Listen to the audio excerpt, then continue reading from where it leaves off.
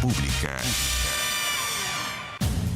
Martes 14 de septiembre, aquí estamos en Vía Pública en esta jornada, una jornada importante para muchos porque finalmente, luego de 2 meses de trabajo, el Pleno de la Convención Constitucional aprobó en general los reglamentos que van a regir el trabajo de este órgano.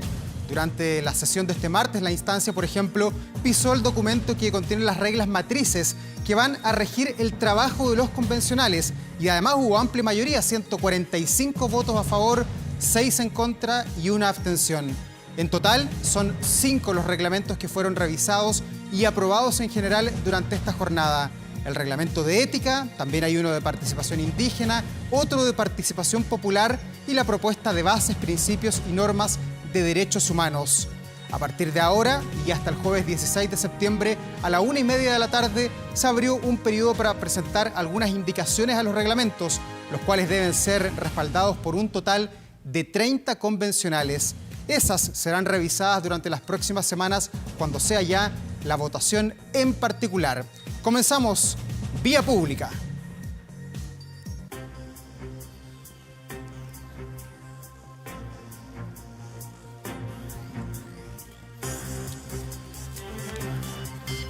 Precisamente vamos a hablar sobre el tema de esta jornada que tiene que ver con la Convención Constitucional. Ya nos acompaña acá en el estudio uno de los convencionales, Marcos Barraza, que lo saludamos. ¿Cómo está, Marcos? Gracias, Davor. Muchas gracias por la invitación. Buenas noches. Bienvenido. Usted es de los que estuvo alegre. Hoy día vimos ahí a la presidenta de la Convención muy contenta por la aprobación de este reglamento. ¿Cómo lo ve usted? Yo lo veo bien. O sea, creo que efectivamente, tal como tú lo señalabas en la introducción, son 2 meses intensos de mucha labor. Y en 2 meses la Convención Constituyente ya tiene 4 reglamentos más las bases generales en materia de derechos humanos para ser deliberado, en particular la próxima semana. En 2 meses es mucho trabajo, es intenso. Y creo que lo que está prevaleciendo es una mayoría al interior de la Convención Constituyente que tiene un sentido de urgencia que es consistente con las expectativas sociales. Sin embargo, está todavía el tema de los 2 tercios, que lo hemos visto en amplias discusiones desde que prácticamente que se instaló la Convención Constitucional. Ustedes desde el Partido Comunista insisten en que no les gusta esto de los 2 tercios. No nos gusta y creo que la decisión que hoy día se deliberó y que tiene su antecedente en el jueves pasado, cuando hubo toda esta discusión en el Pleno, muestra que la Convención, y en buena hora, está incrementando soberanía. Mira, fíjate que en el capítulo 15 que hace la reforma en la actual Constitución para generar este proceso constituyente, se establece que la regla de 2 tercios tiene que ser aprobada por 2 tercios, vale decir las normas constitucionales. Y a su vez se establece que el reglamento tiene que ser aprobado, el reglamento de votación, también por 2 tercios.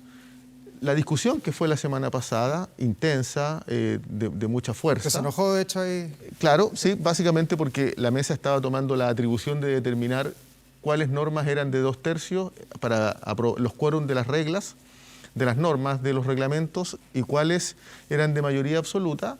Y la discusión fue que era una atribución del Pleno de la Convención Constituyente.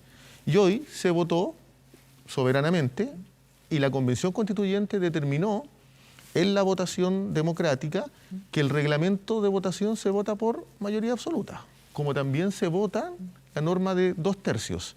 Entonces, indistintamente de cuál sea el desenlace, que yo espero que se suprima la norma de 2 tercios la próxima semana, pero ya indistintamente de cuál sea el resultado, hoy la Convención Constituyente ha incrementado soberanía en sus decisiones. Marco, pero ¿nos han convencido ustedes de que los 2 tercios es una buena alternativa? Es lo que los chilenos de alguna manera aprobamos a partir del 15 de noviembre. Luego vino el plebiscito que dio origen a esta Convención Constitucional y allí se habla de los 2 tercios. Es una buena forma de mantener los equilibrios políticos, además. O sea, equilibrios políticos que en el fondo conservan los rasgos fundamentales de la actual Constitución.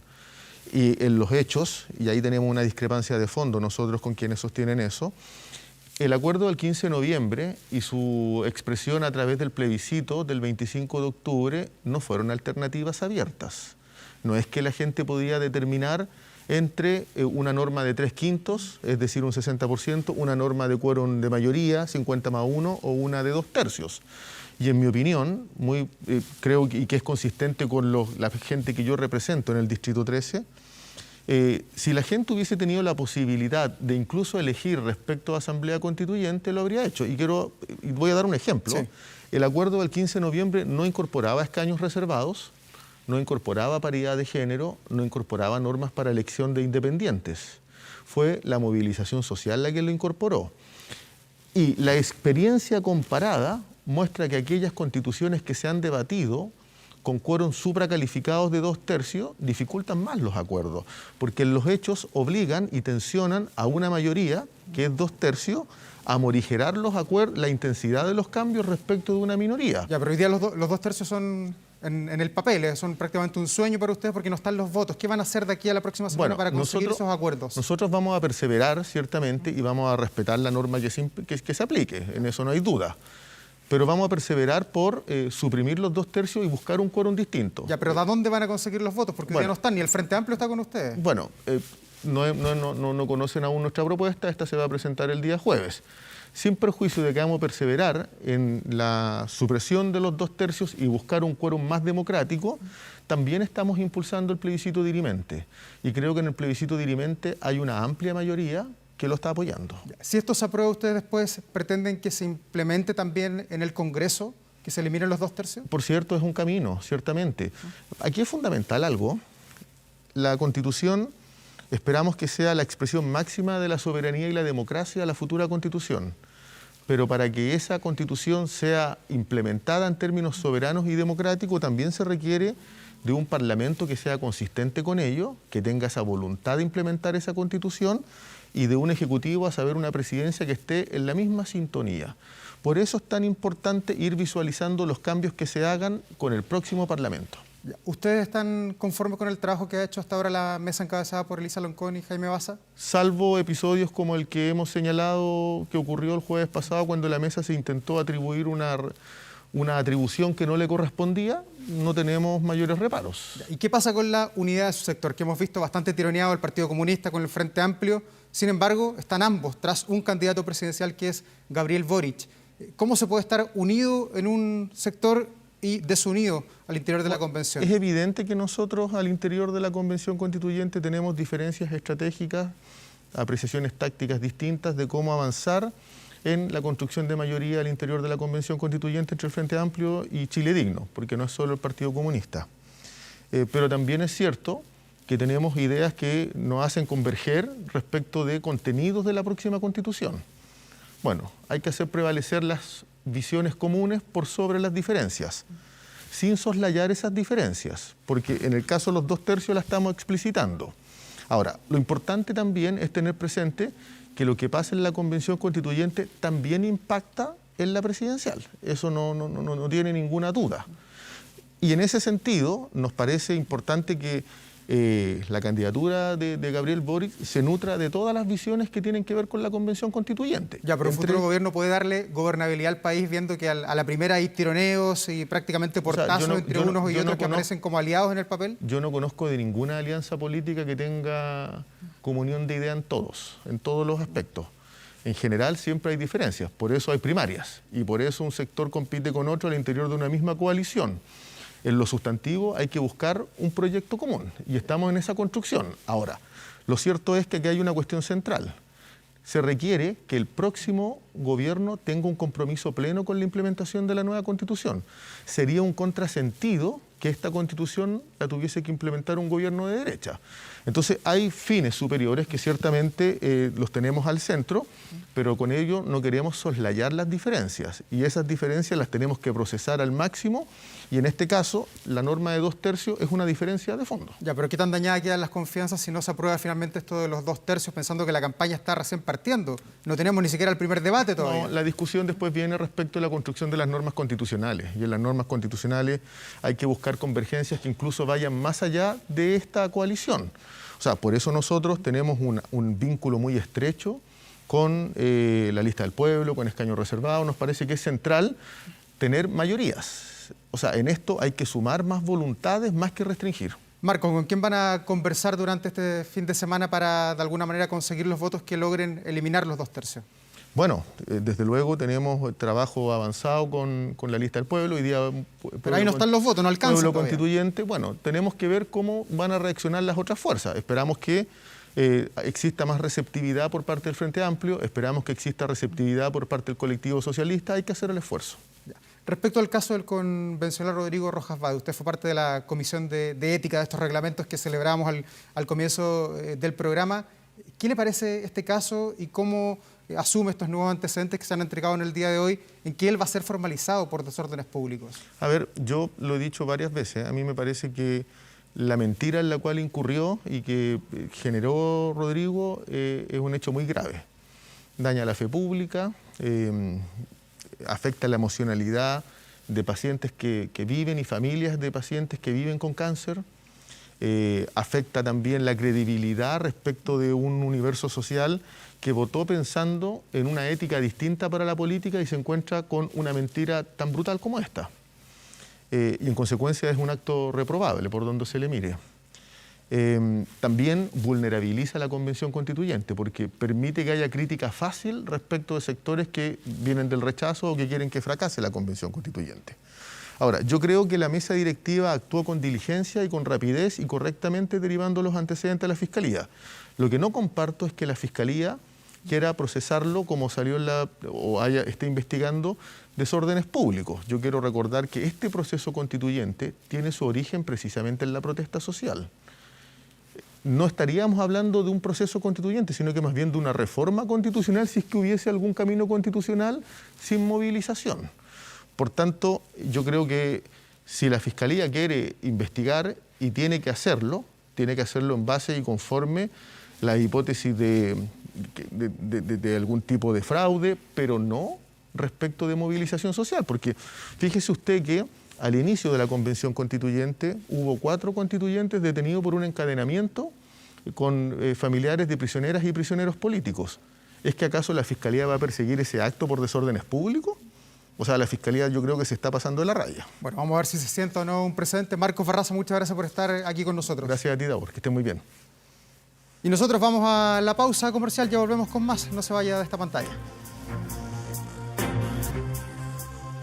Ya estamos de regreso acá en Vía Pública para hablar sobre el COVID, el coronavirus que sigue afectando al mundo, pero que ha encontrado un nuevo paliativo en nuestro país porque desde ayer comenzó ya la vacunación en menores de edad con la vacuna Sinovac. De eso vamos a hablar de inmediato con el doctor Javier Bravo, pediatra, director además de la Sociedad Chilena de Emergencia Pediátrica y académico además de la Universidad de Santiago. ¿Cómo está, doctor? Gracias por estar acá. Hola, buenas noches. Muchas gracias por invitar. Bueno, dentro del contexto de la pandemia, ¿qué tan importante es este momento, este hito que está viviendo nuestro país con la vacunación de los menores de edad? Nosotros desde el mundo pediátrico estamos súper contentos con el tema de la vacunación a los menores. Ya teníamos cierta información de hace algunos meses que en algunos países ya se había validado la vacunación para los niños de forma segura y con una protección evidente hacia el COVID. Entonces nosotros solo esperábamos de la aprobación por parte del Ministerio para poder proteger a nuestros niños. Doctor, ¿y la vacuna que se está aplicando, la vacuna Sinovac, es exactamente la misma que nos aplicaron a nosotros los adultos o no? Sí, exactamente la misma. Lo que pasa es que fue necesario ir haciendo estudios de seguridad. La vacuna estaba validada con la respuesta, pero para poder pasar a fases de aprobación en niños se necesitaban estudios en niños. Entonces, eso de por sí siempre en medicina es una situación un poco más delicada porque tener niños que sean partidarios de probar los efectos adversos de la vacuna siempre es muy complejo. En el mundo pediátrico siempre eso hace que los descubrimientos desde el mundo de los adultos hacia los niños sean un poco más lentos, porque los niños no son adultos chicos, son una fisonomía totalmente distinta y hay que ir evaluando poco a poco cómo van respondiendo y también existe el miedo de exponer a los niños y hasta que quede todo muy seguro de que es así, no se hacen las recomendaciones. ¿Y por qué en este caso la vacuna es la misma que los adultos? Se lo pregunto porque uno ve que hay jarabe para adultos, jarabe para niños, aspirina para adultos, aspirina para niños. ¿Por qué en el caso de la vacuna es la misma Sinovac, la misma, grande, con toda la potencia que tiene? Lo que pasa es que esto no es dosis dependiente. La respuesta que se ha tenido que ver con los niños no demanda que con menos dosis el cuerpo tuviera una reacción distinta. Eso también se probó y en algún momento se empezó a estudiar, pero lo importante es que se lograra una cierta concentración de que el cuerpo, la inmunidad, lograra tener una respuesta que fuera protectora bajo los estándares que se estaban esperando para la amenaza al COVID. Y en cuanto a los efectos adversos, usted algo decía que se está estudiando de a poco, pero ¿qué es lo que comúnmente sucede y a qué hay que tenerle preocupación si es que llega a ocurrir? Mira, como todo, sin exento de riesgo, hay situaciones. Pero para que un medicamento, particularmente una vacuna, sea segura, se tienen que hacer una serie de estudios y seguimientos sobre todos los eventos adversos que han presentado la gente que estuvo en el grupo control. Esos efectos adversos se agrupan por gravedad y por frecuencia. Y se empiezan a evaluar sobre efectivamente si es que la frecuencia con lo que se presentan o la gravedad que presentan estos efectos adversos son significativos, donde la oferta de protección versus el riesgo, la balanza se inclina más hacia el riesgo, el medicamento no pasa y no se usa. En el mundo pediátrico ya hay historias sobre situaciones así, donde una vacuna no cumplió los criterios y se suspendió el mercado, hasta que nuevamente fuera nuevamente una seguridad que pudiera dejarnos a todos tranquilos, tanto los papás, mamás, nosotros como médicos que damos la indicación de que se pueda dar la protección al niño. Doctor, y en el caso de las vacunas para niños que se están aplicando en nuestro país, la Pfizer, la Sinovac, ¿existe también allí la misma diferenciación que hay con las vacunas para adultos, donde vemos que la AstraZeneca tiene algunas características de efectividad, la Sinovac tiene otras, la Pfizer otra, la CanSino otra? ¿En los niños también hay diferencias o por ser un preparado tan potente es igual de buena en el fondo la Pfizer que la Sinovac? Mira, ambas logran el margen de protección que nosotros esperamos. Y así que en ese sentido ambas son positivas para la protección. Respecto a la permanencia de los efectos adversos, los más frecuentes tienen que ver con malestar general, fiebre, esos son los que más a menudo se ven. Sin embargo, hay situaciones descritas muy anecdóticas, bajo el 1% de todos los encuestados, que pueden ser un poco más importantes. Y eso es así, ¿verdad?, en todas las vacunas que tenemos disponibles hace largo tiempo. Respecto a la que es AstraZeneca, lo que es Sinovac, los estudios que hay de validación con ellas que dan el margen de seguridad tienen criterios totalmente distintos, entonces no son homologables como para decir, ¿saben quién es este estudio respecto a otro? La vacuna se muestra distinta. Falta hacer un estudio comparativo de uno con otra donde nos permita hacer un comentario ya fehaciente. Lo que tenemos actualmente es que cada centro, cada farmacia ha hecho sus estudios de validación y de seguridad con su producto, pero no tenemos estudios cruzados en niños respecto a eso. Y hoy día, viendo, doctor, la gran vacunación que tiene el país en adultos, millones de personas ya que están con las 2 dosis, algunos ya con la tercera, hoy día los niños son una población de riesgo más de lo que lo eran antes de que comenzara el periodo de vacunación en febrero de este año, ¿o no? Por supuesto que sí. Pensando en la mutación que tiene el virus, que anda buscando siempre dónde poder propagarse. Por supuesto que sí, y en muchos sentidos. En un principio, cuando nos enfrentamos al COVID-19, cuando esto partió en ya diciembre del año 2019, se nos dijo de que a los niños no les afectaba, de que los niños no eran problemas. Nosotros cuando partimos con los casos con COVID en niños a principios del 2020, teníamos una casuística que oscilaba entre el 6% de los casos a nivel nacional. Y ahora, tiempo más adelante, nos hemos dado cuenta que el COVID sí afecta a los niños en distintas formas. Además tenemos este evento que es característico de la pediatría, que es el PIMS, que es este fenómeno posinfeccioso que sí logra ser bastante peligroso y lamentablemente hemos tenido casos mortales en nuestro país.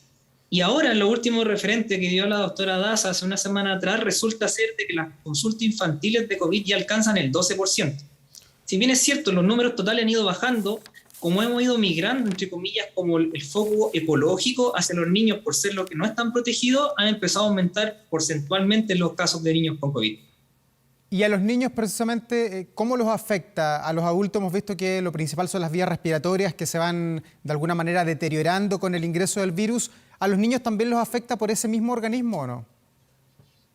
Mira, está descrito hartas variantes. Lo que se ha visto ahora, como les puedo decir, lamentablemente hemos ido aprendiendo en la marcha y eso nos ha dado quizá una cierta retraso en la respuesta. Se pueden ver 2 eventos bastante característicos. Independiente que le pueda pasar a todos los niños, concentrando los casos, tenemos primero los lactantes más pequeñitos, donde más que hacer la infección pulmonar, lo que estamos viendo es una afección cardiológica, en que puede haber una asociación entre una neumonía por COVID y al mismo tiempo infecciones de carácter como una miocarditis en el corazón, donde el corazón empieza a tener problemas para poder bombear la sangre. Por otro lado, al otro extremo, tenemos a los chicos sobre los 10 años o asmáticos, particularmente si al asmático se le suma que está gordito, que está obeso, que es otro de los grandes problemas que tenemos actualmente en Chile, siendo el país con mayor obesidad infantil de todo el mundo, donde sí se ven cuadros obstructivos severos que necesitan ventilador mecánico y que son de largo aliento, y de estos cuadros que salen bien, o por lo menos lo que me ha tocado a mí en experiencia, poder ver y poder tener conocimiento respecto a lo que se habla en la sociedad, han tenido una buena resolución, pero ahora viene la segunda consulta, que lo vamos aquí a ver de aquí a un par de años más, sobre qué pasa con las secuelas a largo plazo de los niños que hicieron estos eventos por el COVID. ¿Y qué tan de preocupación es para usted como especialista en niños, como pediatra, la enfermedad PIMS, el síndrome inflamatorio multisistémico, que en algún minuto de la pandemia, ya llevamos casi 2 años hablando de este tema, en algún minuto estuvo muy fuerte por los casos que fueron apareciendo sobre todo en la zona centro-sur de nuestro país? ¿Hoy el PIMS es también un síndrome que está allí, que un niño chileno podría eventualmente contagiarse de eso?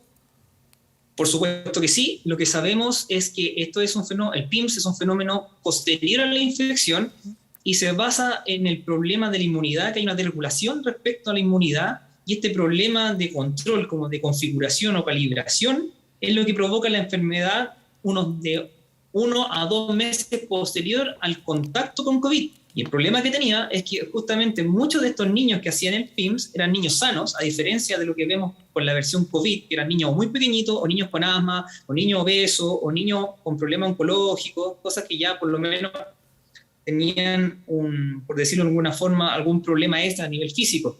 En el caso del PIMS, nos estamos dando cuenta que casi la mitad de los niños eran niños sanos, sin ningún otro problema.